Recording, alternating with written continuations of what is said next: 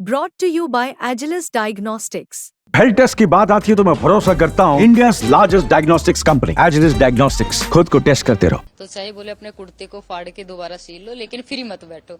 तो मैं उस चीज को मैं मानती हूँ कि आदमी को फ्री नहीं बैठना चाहिए। कुछ ना कुछ मेरे सास ससुर जो हैं उनका काफी सपोर्ट मुझे मिल रहा है, मेरे हस्बैंड का सपोर्ट काफी मिल रहा है, जिसकी वजह से मैं पॉलिटिक्स भी कर पा रही हूँ। अपने बेटे को भी जब घर पे आती हूँ तो पूरा टाइम फिर उसको देती हूँ। अभी ये उम्र है काम करने की, तो हमें करना भी चाहिए। मैं मानती हूँ कि फ्री नहीं बैठना चाहिए। मेरी दादी कहती थी कि जो आदमी बिजी नहीं है उसने लाइफ में कुछ नहीं किया। फ्री नहीं बैठना चाहिए। बोले फ्री बैठेगा कुछ ना कुछ फालतू सोचेगा। तो सोचेगा। तो चाहे बोले अपने कुर्ते को फाड़ के दोबारा सील लो, लेकिन फ्री मत बैठो। तो मैं उस चीज को मैं मानती हूँ कि आदमी को फ्री नहीं बैठना चाहिए। कुछ ना कुछ आप मतलब बाकी के लोगों ने जो फाड़ा है आप उसको सिलने में लगी हुई है? नहीं, ऐसा नहीं है कि मैं अपनी लाइफ में इतना बिजी हूँ। मुझे ऑलरेडी मतलब टाइम मिलता ही नहीं है बेकार की चीजों के लिए। पॉलिटिक्स में क्या लोगों के बीच में जाती हूँ, पूरा टाइम वहाँ पे देती हूँ। फिर बेटा भी है छोटा, फिर उसको बड़ा हो गया? अभी 3.5 साल का हुआ है। तो मैं वही पूछने वाली थी कि बीइंग अ मदर, पॉलिटिक्स और फिर ये एक बहुत फुल टाइम काम है, माँ होना और पॉलिटिक्स में होना, कैसे मैनेज कर रही हैं? बस मुझे लगता है कि भगवान ये जिम्मेदारियां जब देता है तो जिम्मेदारियां कुछ सोच समझ के ही देता है, और आप उसको निभाने के काबिल होते हैं तो वो जिम्मेदारी अपने आप में ही आसान हो जाती है।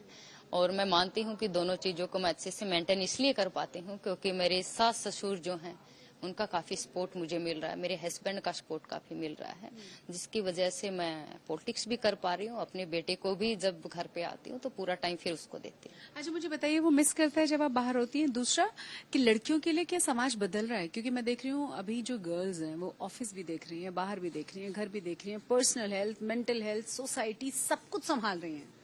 बिल्कुल, देखिए समाज भी बदल रहा है, समाज की सोच भी बदल रही है, धीरे धीरे बदलाव देखने को भी मिला है। ऐसी बहुत सी महिलाएं हैं जो हर क्षेत्र में आगे आ रही हैं, चाहे वो खेल के क्षेत्र में, चाहे अभिनय के क्षेत्र में हो, चाहे बिजनेस के क्षेत्र में हो। मैं अभी की बताती हूँ कि मेरे चरखी दादरी के अंदर एक महिला है जिन्होंने अपना खुद का सैलून खोला है। तो मैं उनसे डिस्कस करने की मैंने पूछा ऐसे कि बहन आपने यहाँ पे लोग आप एज ए बिजनेस सैलून को तो मतलब महिलाओं को ऐसे देखते नहीं है रूरल एरिया में कि मतलब हमारी लड़की हरियाणा में बिल्कुल अच्छा या बिल्कुल बिल्कुल। तो उसने कहा कि नहीं अभी सपोर्ट करते हैं, हस्बैंड का सपोर्ट है, पूरी फैमिली का सपोर्ट है।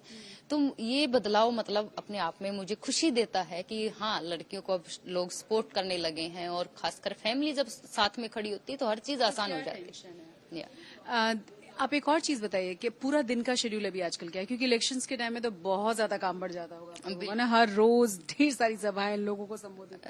बिल्कुल बिल्कुल। सुबह उठ के अपना थोड़ा बहुत हल्का वर्कआउट हो पाता है, 15-20 मिनट अपने खुद के लिए निकालती हूँ। उसके बाद बेटे को रेडी करती हूँ, बेटे को स्कूल भेज के या स्कूल भेज के, क्योंकि अभी प्ले नर्सरी में ही है, तो उसमें स्कूल में भेज के फिर मैं अपना नहा धो के फिर मैं अखबार पढ़ने का टाइम नहीं लेकिन गाड़ी में रख लेती हूँ, तो जो टाइम पढ़ते हुए मैं निकलती हूँ, और फिर प्रचार प्रसार के लिए चलता रहता है। तो मतलब बेटे को पता है कि माँ का प्रोफेशन क्या रहा है? वो जानता है आपके चीजों के बारे में, आपके अचीवमेंट्स के बारे में कि कैसे माँ ने गौरवान्वित किया है हमें? इतना तो क्योंकि अभी 3.5 साल का है, लेकिन उसको ये पता है कि मम्मा, मैं ये बोल के जाती हूँ कि मम्मा बेटा ऑफिस में जा रही है। अच्छा। हाँ, नहीं तो फिर मैं कभी कभार होता है तो मैं उसको बोल देती हूँ कि नहीं मुझे डांट लगेगी, हमारे सर हैं जो मुझे डांट लगाएंगे।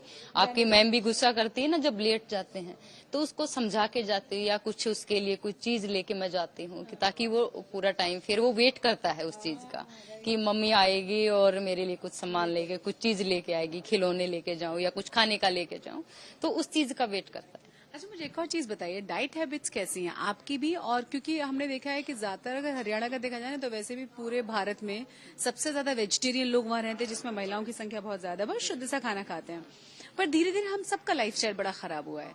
तो आपका लाइफस्टाइल क्या है, और आप बाकी की मदर्स को, लड़कियों को क्या सजेस्ट करेंगे, क्या बेहतर है हमारे लिए? बिल्कुल, जो हेल्दी फूड है हमें खाना तो वही चाहिए, क्योंकि हेल्थ के लिए वही अच्छा है।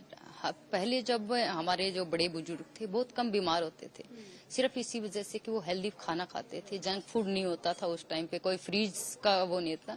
तो मैं उसी रूटीन को मैं फॉलो करती हूँ, जैसे पापा ने हमारा फॉलो करवाया था। आपने मूवी के अंदर देखा, फिल्म में देखा है कि पापा सेहत के लिए हानिकारक, तो वो इसीलिए कि बचपन से वो हैबिट मतलब हेल्दी फूड खाने की होगी। तो सुबह जब उठते हैं तो या तो मेरे हस्बैंड बादाम रगड़ देते हैं, या मेरे ससुर जी या बादाम बना के देते हैं, तो हम बादाम पी के जाते हैं। या फिर खाना अगर या तो मैं खा के जाती हूँ, नहीं तो पैक करवा के मैं गाड़ी में रख लेती हूँ, ताकि जब भी समय लगे खा लेती हूँ। नहीं तो मैं पब्लिक के बीच में भी जाके मैं कहीं भी खा लेती हूँ।